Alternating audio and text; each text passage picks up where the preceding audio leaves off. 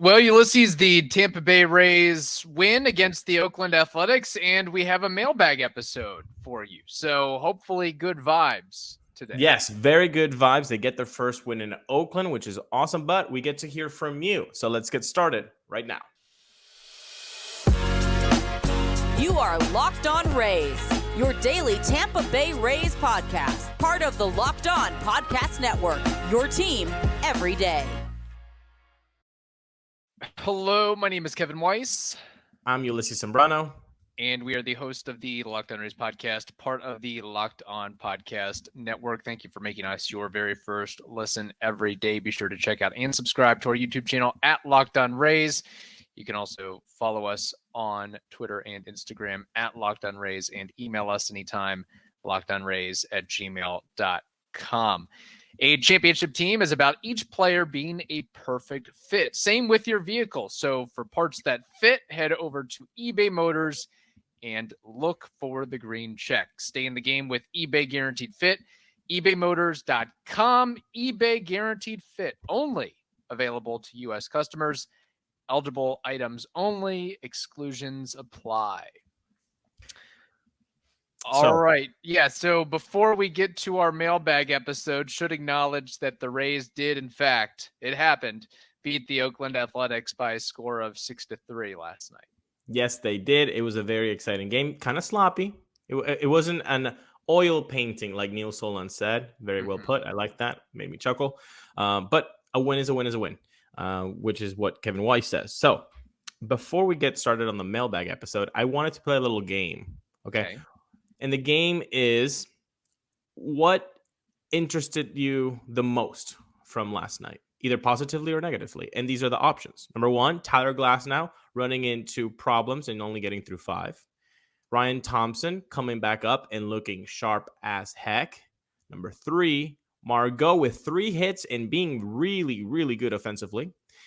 Or number 4, Josh Lowe getting a go-ahead RBI against a lefty who they brought in from the bullpen, and Kevin Cash leaves him in.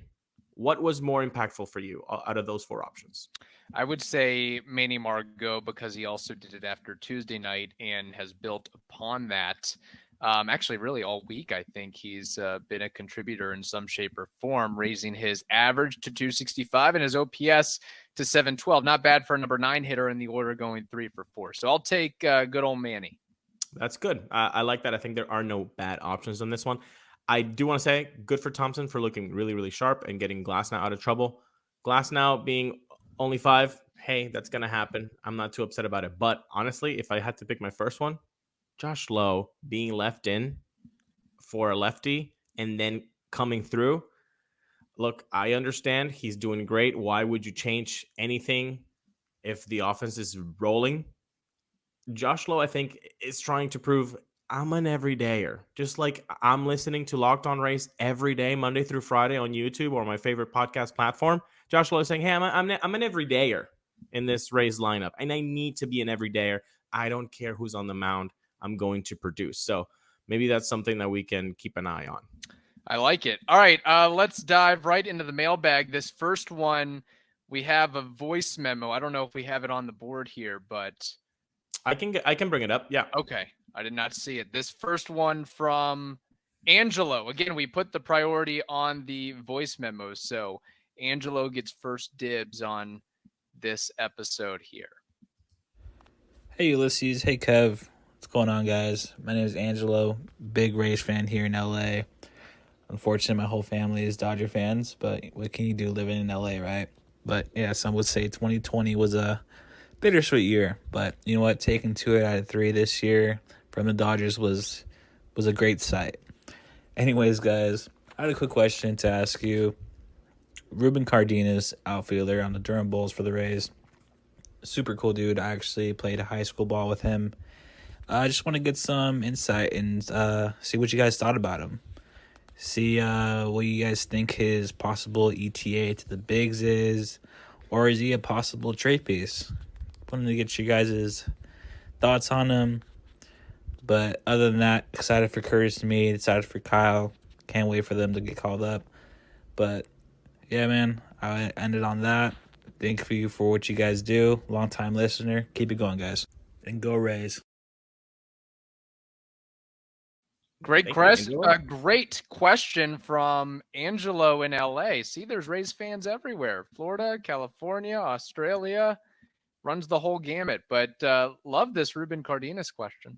Yeah, no, that's awesome. So thank you, Angelo. Longtime listener, and that's awesome that we keep getting longtime listeners for the first time participating on the show. Love that. So hopefully it's not the last time we hear from you, Angelo.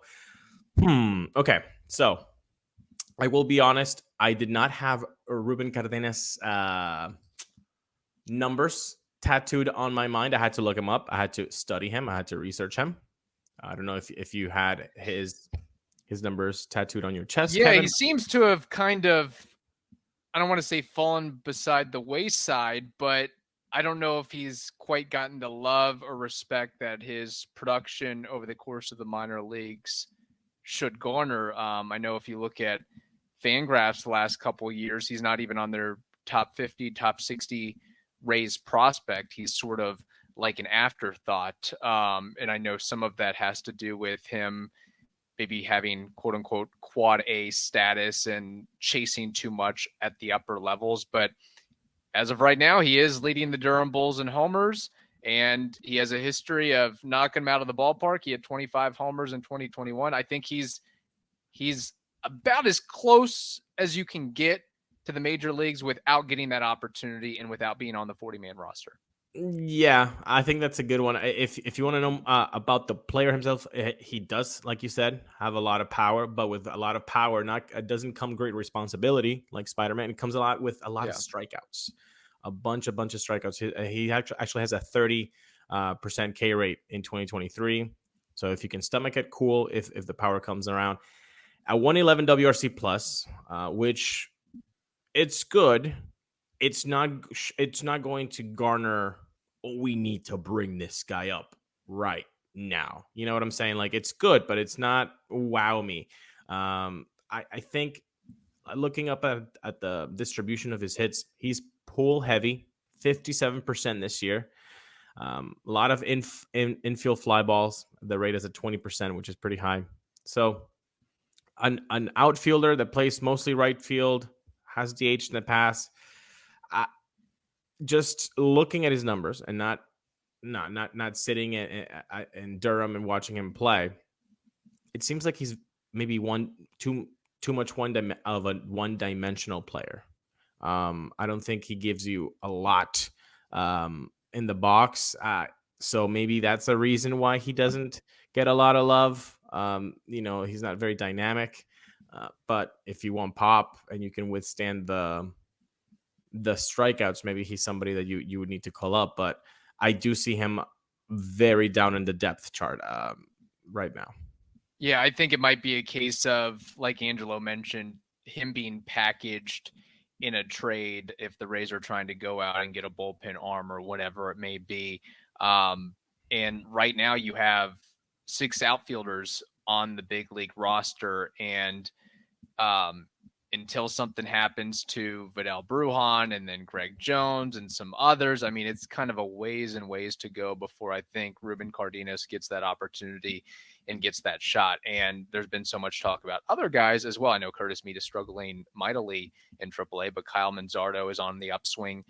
There's still Jonathan Aranda out there. So there's a wait list, if you will, for Ruben Cardenas to get that opportunity. So it might be a case of, like with some of these other guys, of the Rays trading some of their prospect equity for some win now help. And, I think Cardenas could, I don't know about shine, but at least finally get his major league opportunity in a place like Kansas City, in a place like Oakland, in a place like Cincinnati. That might be the best spot for him. But credit to this guy that he was a 16th round draft pick and has sort of flown under the radar. And the numbers speak for themselves as far as getting to this point and getting to this level. But again, if you're only going to be one-dimensional, like you say, Ulises, instead of having 13 home runs in Durham right now, you need to have like 21 or 22 homers in Durham right now. And still, that might not even be enough. I mean, look at what Tristan Gray did last year. So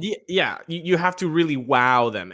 And again, 13 bombs in 57 games, impressive. Do not get us wrong. That's impressive. 277 average and 867 OPS. Dude can mash. But when you have so many people above you on the hierarchy, you really need to just wow them. And I don't think he's really doing that. But I agree with you. I think he would be a great trade bait scenario. Like, I'm not comparing the players, just comparing their situations. Reminds me of Grant Witherspoon. You look at the numbers and you're like, I like this player. Why isn't he getting a chance? Oh, it's because 7 dudes are in front of him after the 6 in MLB. So I think the situations are comparable. And what happened to Grant Witherspoon? He was traded to the Tigers earlier this year. So maybe that's something that we could see happening to Ruben. And the Rays have a little bit of a new outlook or profile. They're looking for guys that aren't just going to mash and strike out, but have an understanding of the strike zone and swinging at good pitches and being able to get a runner in or move a runner over when you have fewer than 2 strikes. And is that something that Ruben Cardenas is fully prepared for and in tune for? That's a larger question. And I'll also put this out as an aside. Do you think that the Rays, in any way, shape, or form, well, let me frame it like this: would a player's social or political stances that fall in the face of what the Rays promote, would that prevent that particular player from getting the call up or getting 40-manned? That is very interesting, and I'm going to let that simmer. Okay. Because something that you should not let simmer, Kevin, is the way that those Birddogs fit you, man. I mean, I have told you 1,000 times, and I will tell you 1,000 times again. My Birddogs make me feel good. They make me look good. The stretchy khaki shorts are designed to fit slimmer through the thigh, and it gives your leg a truly sculpted look. I've been getting DMs all over the place since I put that picture of me wearing my Birddogs. Mm-hmm. It's fantastic. And it uses anti-stink sweat wick fabric. So when you're outside in Florida weather and you think that there's a swamp in your body, well, guess what? You don't have that issue when you're wearing your Birddogs, okay? So today, you go to birddogs.com/LockedOnMLB and you get a free Yeti-style tumbler with your order. You do not want to miss on this, okay? It's right here. This tumbler, it's fantastic. I use it every day, okay? That Birddogs does not mess around with their pants or with their Yeti-style tumbler. They will get you one for free if you go and order some Birddogs at birddogs.com/LockedOnMLB, and you get that as well. You won't want to take your Birddogs off. We promise you. Very interesting, Kevin.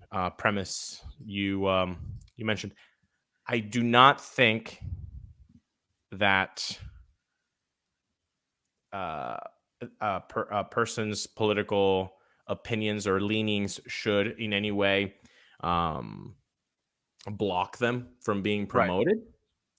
However, human nature tells me that, we're human beings. We're not perfect. Yeah. So that can cloud somebody's judgment on, like, hey, who do you like the best? Who are we going to promote? I wouldn't put it past it. It's happened in the past, right? Right. I'm sure a lot of minorities were not brought up because they were exactly that. They were minorities. They're like, nah, we're not. So human judgment gets in the way of making those decisions. I hope not. I think the Rays have demonstrated that they don't care about that they have people from all over the world with all different kinds of ideologies, and they're all good in the clubhouse. So I don't think so.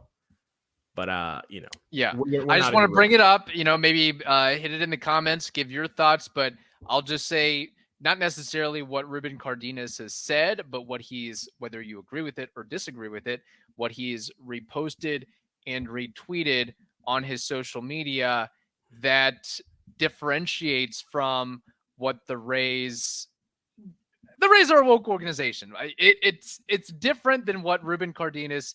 There's a discrepancy there between. I hate that word. That word should be scrapped from the lexicon. All right. Stupid. Okay. They are whatever. So Cardenas and the Rays have differing opinions on things. Let me just. I don't think that's what's keeping him down. Again, okay. I think he's a one-dimensional player, and if you're going to be a power guy, you need to be a power guy. Yeah, that's fair. All right, let's move along here. We have more mailbag questions to dive into. This one from Darren, our buddy. Darren Hybert says, do you root for teams like and Mets to dominate so that MLB gets serious about finding some way to even out payroll disparity? Or are you glad to see them fail so that it feels like teams such as the Rays don't have as much disadvantage as we thought? He said the Mets and the Padres? Mets and the Padres, National League teams. Well, first of all, thank you for writing to us, Darren. Always good to hear from you, man.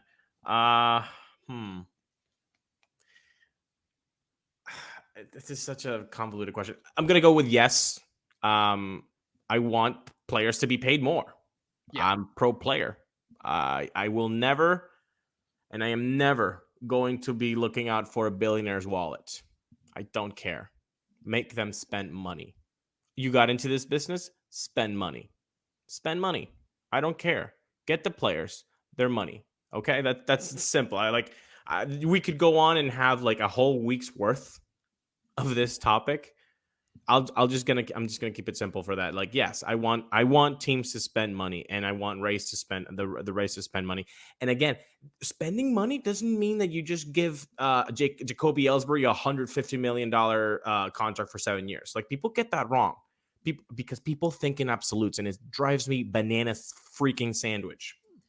It doesn't have to be black and white, man. You can go right in the middle right there and say, hey, you know what's a good deal? Yandy Diaz is a good deal. That's a good deal. That's spending money.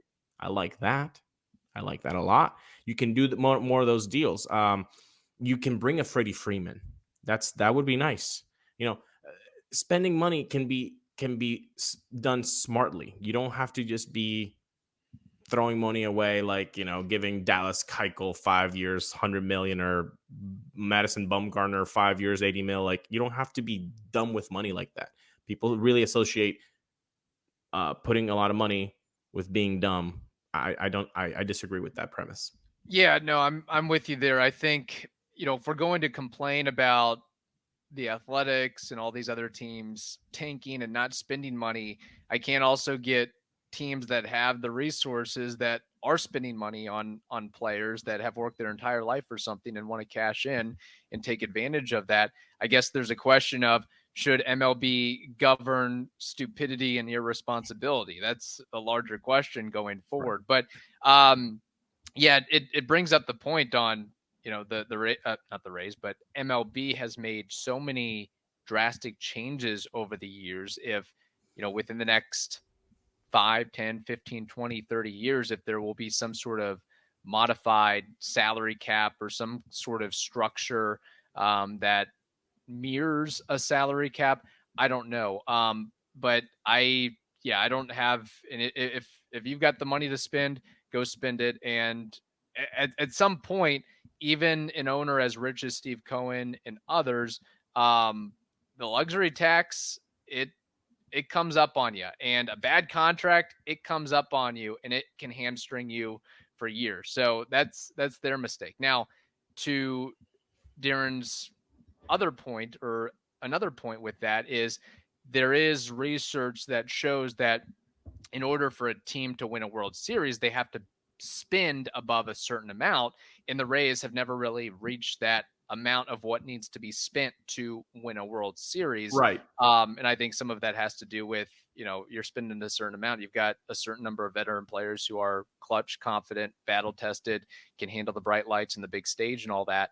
And they don't fall in the big moments, and they can keep a group together. But I mean, maybe if Darren framed his question by bringing up the the Yankees and the Red Sox or two American League teams, maybe I'd have a more intense feeling on this, but yeah, no. You're right. Being the Padres and the Mets, you're like, yeah, I mean, you're so far removed from any sort of rivalry that, yeah, if you would have put the Yankees or the Dodgers rather, yeah, that makes me think a little bit more. But no, honestly, I want the players to be paid more. I want them to be paid fairly, and I'm not going to be like, oh no, can we save Stu some money, please? Oh, please, I really need Stu to get another, beach condo. No, right? No, you got into this business. I didn't make you buy this baseball team. You spend the money. Spend the money. If there is a salary cap, there should also be a salary floor at some point as well. And I mean, baseball has done things to make the game more equitable. I mean, they have expanded playoffs, so raise the minimum wage for minor leaguers, which is awesome. Still low, but that's a step in the right direction. You've got more of that rookie salary being up, and if you get an award, you are entered into this whole jackpot. Like, there are things being done to make it more equitable, like you said, which is awesome. Yeah, the biggest thing for me is not necessarily what teams are spending year in and year out on payroll. The big thing for me is these younger players being able to cash in sooner rather than later, not having to wait 5, 6, 7 years to get to free agency. Like, you're good within a year or two. I think if you can make noticeable money in your prime, I think that's really, really important. And we also see teams, I mean, there's players that are middling veterans that aren't getting that middling contract. They just get left by the wayside. So I think that's a problem that is larger than this, for example. Well, that's lowering the years of how long it takes you to be a free agent. I think is a great idea. I think as a Rays fan, there would be rioting. Because then it's like, well, you're going against our whole, system of operations. So, maybe they get like a tax credit if they retain their players. They use money from the luxury tax too. And look, I know we're going long on this one, but I just want to say, if I know it's very difficult to take off the reputation of like, oh, you're just trading off your players. If you look at this roster, Yandy Diaz has been with the Rays since 2019. Manuel Margot since 2020. I mean, Pete Fairbanks since 2019. Tyler Glasnow since 2018. Shane McClanahan is a prospect of theirs. Brandon Lau, a prospect of theirs, and made his debut in 2018. Randy Rosarena traded for the 2020 season. Like, it's not like just dudes that you just got yesterday. There's a lot of names in this roster that have been a Tampa Bay Ray for a long, long time. And I know that other fan bases are not going to think like that about the Rays, but at least we get to know that the Rays, this roster, has been together for quite a few years. Yeah, and I think that's something that the Rays are learning this year and learned over the off season and over the years is we need continuity. If we're going to win a championship and we're going to maximize our potential, we can't just keep playing this game of Stratomatic. We have to have guys that have been in the clubhouse for 2, 3, 4, 5 years that have been there, done that together through highs, lows, and in between. So I think that could really make a huge, huge difference going forward. The continuity factor and aspect, which is why, as I've mentioned over the last couple of weeks, is not upsetting the apple cart as much offensively and just overall as well. So a good question there from Darren. This next one, I got to get my head around this one and try to update the numbers here. From Mark Wolf, he says, "Hi guys, I figure you are just the guys to ask this question. I need to know how crazy I am. Admittedly, I am a word nerd even about a mathematical thing.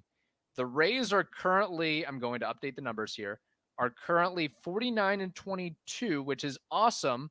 But when someone says they are 27 games above 500, I just cringe. To me, since they have played roughly 70 games, they would be 35-35. So the Rays are technically like 14, 15 games above 500, which is no less impressive as long as this number makes sense. I know it changes nothing as far as what they have accomplished so far, but it still does irk me. Anyway, I love the podcast. Who sent this? Mark Wolf. Mark. Love this. Look, there's so many things to love about this. First, the uniqueness of the question. Yeah. Number two, first time, long time listener, first time caller. Awesome. I love that. And number three, the eccentricity is the neuroticness. And I'm saying this with all the love because I am neurotic. I am eccentric. I am tikis-mikis. Bro, great job, Mark. I love how your brain operates. I see you. I recognize you. It makes sense. Right? I think the issue is we go with easier wrong math in society rather than correct math. No, I never really gave much thought to this question, but it does make a lot of sense. So I guess just use winning percentage or say the team's record, but don't say blank games above 500 because you're likely to get it wrong. You have 27 more wins than losses. I guess that would be a correct way of saying it. Exactly.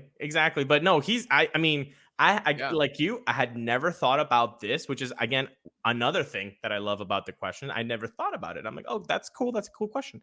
I think you're right, Mark. I like it. I like where your head's at. I think maybe the lexicon should change to 27 more wins than losses. But I think maybe that was in the beginning. And then it just kind of developed into 27 games over 500, maybe. I don't know. Listeners, put it out there. Biggest baseball pet peeve. What is it? Bro, that's an episode I've wanted to do for so long. Like, are you one of those people of baseball pet peeve? Just one little, just like something. Does it matter when people say RBIs? Are you a staunch opponent of that? Do you hate when people say the MLB instead of just MLB because this is not the NFL? Stuff like that. I've wanted to make an episode about like all baseball pet peeves. I think that would be a good episode. Wave during a ball game. Yes. One thing that, this could be a whole episode, quite frankly, but I will note that, I just think it's kind of goofy. I don't know if I like totally hate it, but a lot of people in the Rays organization do this. They like add a Y or an IE to a name. Like instead of saying Josh Lowe, they say Joshy or Cashy, or they just like add a Y. Walsey. Yeah, basically. Like it's definitely a baseball thing, just like chewing tobacco, I guess. I wish they were more original with nicknames. And I know you can't be original, all the time. But for example, like I think the whole J Lo thing is I've said my piece. I think it's ridiculous. I think we can come up with something better than J Lo for Josh Lowe. But whatever. No, that's good. So also, saying that a major league player, like you just say, oh, he sucks at baseball. It's like, no, they're, top 0.01% of athletes dude, I hate in that. The world. Dude, like the Top Gun reply guys, when they're like, dude, he sucks. It's like, you get up there. Yeah. You get up there and try to hit a 95-mile-an-hour slider. You get up there. No, you can't because you have Doritos all over your chin. Right. In your mom's basement. Writing from an avatar that has Dragon Ball Z. As you hit the nail on the head there. So, we've basically done half an episode on pet peeves. But, if you've got more, we want to hear them in the YouTube comments. Or you can email us some pet peeves as well. You could just run a list if you wanted to. I'd be really curious to see what people have to say. If you write about a pet peeve down in the comments, or if you write us on lockedonrays@gmail.com, or if you send a voice memo, or if you DM us privately, we will get all of those together and then have a pet peeve only episode. Okay, people? This would be something to ask Klosky as well at some point. Exactly. We can have some fun with baseball and sport pet peeve. All right. Hope you all have a wonderful day. Stay safe, and we will talk to you tomorrow.